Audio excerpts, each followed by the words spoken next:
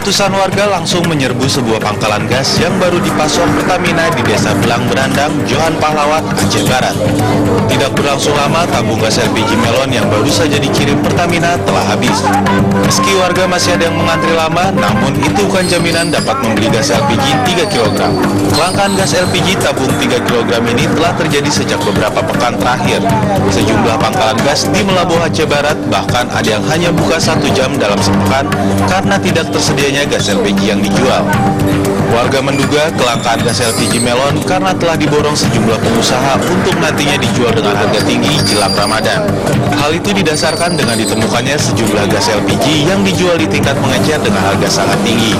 Salah seorang warga Melabuh, Jasman, mengatakan dirinya bersama warga lainnya mengantri berjam-jam di pangkalan gas agar bisa mendapatkan satu tabung gas LPG 3 kg seharga Rp16.000.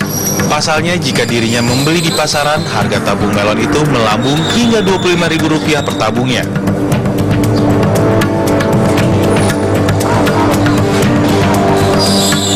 Lagi tunggu apa nih Bang? Lagi tunggu gas, LPG yang 3 kg ya. Jadi masalahnya konsumen warga itu membutuhkan gas. Bang, sekarang ini langka Bang? Emang langka, ini selalu langka gas. Kalau di sini berapa Bang dijual? Harganya 16.000 pasarannya, emang harga pasnya 16.000. Kalau kita beli di kios Bang? Gas ada yang 20, ada yang 25, ada 22 gitu, kios biasa. Ini lagi ngantri Bang ya? Dia lagi ganti.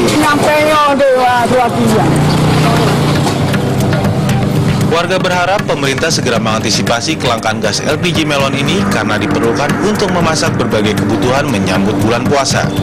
Dari Kabupaten Aceh Barat, Haidir Azhar, TV One mengabarkan.